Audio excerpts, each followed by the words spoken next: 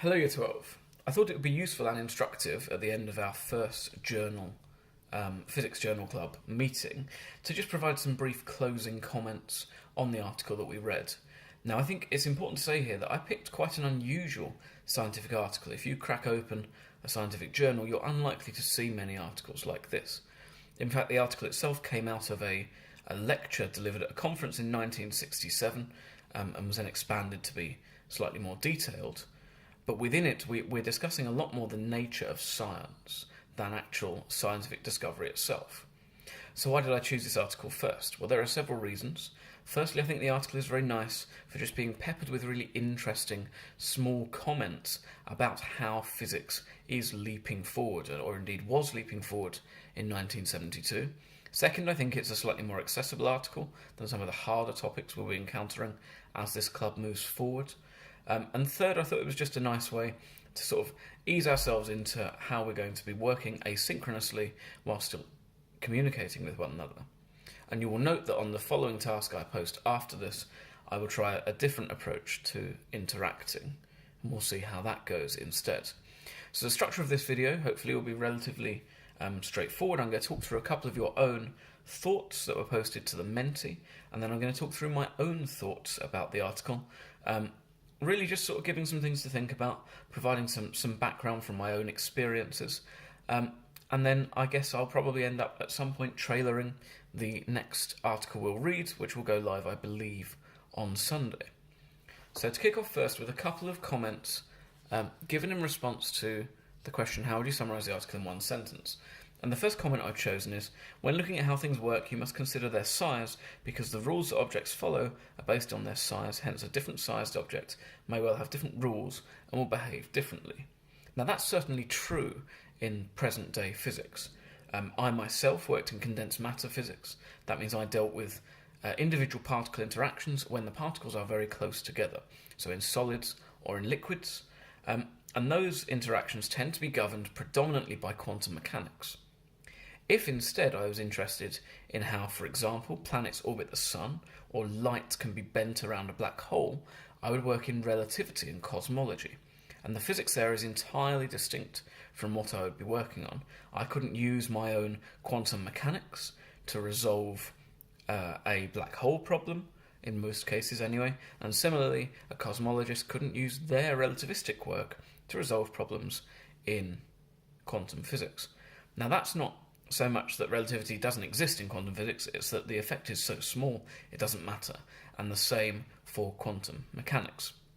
And we sort of strive in physics to make everything nice and neat and pretty, and that would be having one theory that works for everything. And in my own closing comments, I'll talk a little more about that idea. The second comment I picked out is it supports the idea of reducing a complex idea to its fundamental parts to understand better, but says that it must be recognised that laws may change and be violated as you apply science, different areas and ways. I think that's a very appropriate comment here, because it's very easy, particularly when you're being educated in a school science environment, to feel like we have a list of rules that are always followed in science, and that simply isn't true. Science is all about testing your observations to see if they are true or if they are false, and if they are false, changing your viewpoint. Science doesn't claim to have a revealed truth, it just claims to be the best guess moving towards that truth. If you're looking for that philosophical idea, that's generally referred to as positivism. Karl Popper was a famous philosopher who pioneered that, very much so. You may also hear it referred to as a hypothetico-deductive model of the scientific method. But that's more for your top teachers to cover than for me. I think it is very interesting here because that comment talks particularly about the importance and the utility of modelling. You will notice that in school, we model a lot of things. We make assumptions to make a situation simpler, and it approximates but does not accurately describe our system. The most obvious example for you will no doubt be ideal gases, because you've just finished that, where we make all sorts of outrageous assumptions, like the fact that particles don't interact except when they're colliding, which is so obviously untrue as to be almost useless. And indeed our ideal gases cannot be liquefied, which is untrue. But under many conditions, those ideal gas laws are very good approximations of the real system. And that's the idea this article is getting at, is that those approximations are not only necessary, they often lead to great leaps forward in the subject. So on to my own comments, briefly. If I were asked to summarise the article in a couple of sentences, I would say that this article is Anderson critiquing the elitism of some scientists, and it must be said particularly physicists, who believe that the fundamental laws of the universe are all that matter. I know this is something that I've been guilty of in the past, and I know I joke about that a lot, because ultimately the joke in quantum mechanics is that chemists are often doing quantum mechanics without really understanding why it works. They're just observing the effects. But I think Anderson very cleverly critiques this, arguing that studying applications are not only just as useful as studying fundamental laws, indeed they have more applicability to real life, but they can also lead to their own great leaps forward in fundamental theory.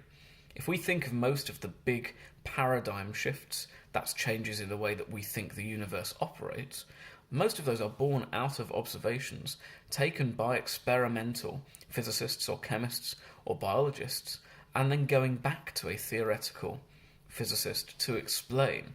But that crucial great leap forward is not that we have a law of gravity, so much as it is recognising that planets are orbiting around the sun. And that's a really key idea that comes out of this applied nature. So this argument that some types of science are more pure than others and therefore better is a very dangerous one to fall into. The second interesting idea I think he brings up is that scale change leads to fundamental shifts in science. Certainly this is true at the moment. Quantum mechanics would indicate that matter isn't really in one specific place, there's just a high probability of it being somewhere, but it could also be somewhere else, and it's only by measuring that system that we cause the probability to collapse, in other words, the particle to be located at a point. And this allows for all sorts of really interesting phenomena. The one in the article that's mentioned is the oscillation of the orientation of the atoms in ammonia, whereas relativity tends to consider much more the idea of a space-time, like a four-dimensional structure, being warped by large masses, or indeed all masses, to a significant enough extent that time and length cease to become uniformly accepted to be the same value by all possible observers. And I think that's a really interesting idea in physics, because it means that we are not explaining the universe accurately. And what we would love in physics is a very simple thing that explains all interactions, which we would refer to typically as a theory of everything.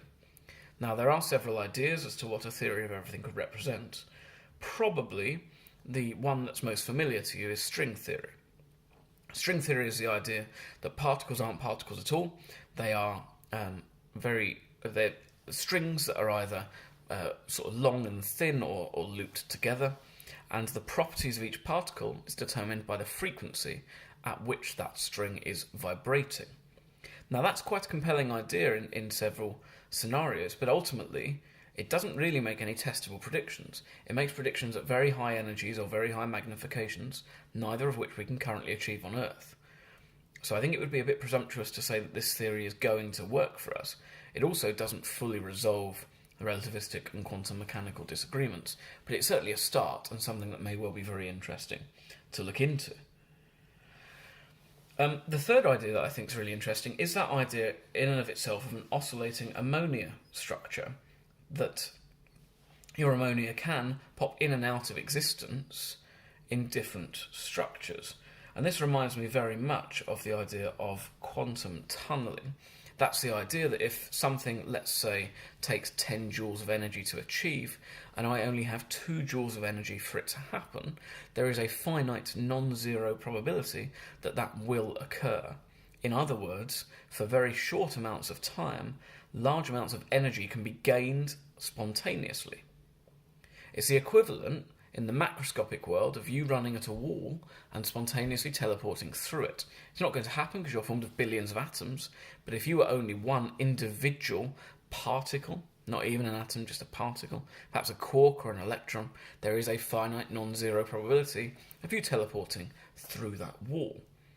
That is a really interesting idea because it's very counterintuitive, and those of you who are high-level physicists will study that mathematically in Unit 12 in Year 13. The final thing I wanted to pick out in the article is a quote towards the end of it, which says that symmetry is of great importance in physics. Often that's described as the beauty of the universe, the fact that things are symmetrical, that for every electron with a negative 1 elemental charge, I have a corresponding positron, same mass, same properties, but opposite charge, that pairs with it. Same for neutrinos and antineutrinos. Protons and antiprotons are indeed quarks and their antiparticle components. And that's a very compelling idea.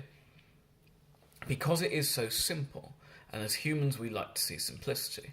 But there is a danger here that as humans, because we're focusing on that simplicity, on spotting those patterns, we manage to overlook other discoveries that we could have, because we're assuming there will be a symmetry when really there isn't. For example, what is the symmetrical particle to the Higgs boson? And the answer is I don't have one. I don't believe anyone has an answer to that at the moment. And I guess that's quite a nice place to stop this, in that that is very much the role of science. Science is not just about observing the things we expect to see, but it's also about seeing things we don't expect and seeking to explain them. Science is not about a revealed truth. Science is about our best guess towards that truth, even if we will never ultimately get to that revealed truth. Or in the context of this conversation, if we will no longer reach a theory of everything, we still wish to describe the universe as accurately as possible. Next week's article covers gravitational waves, which is a great example of some very modern research. Please do read the advice that I post about reading the article. I would suggest a slightly different order to the order the article is written in, and I would suggest watching a couple of YouTube videos to help your understanding as you go. I think it should be a very fun week, and I'll be trialling a comment thread structure rather than the Menti for your feedback. Other than that, have a good weekend. Goodbye.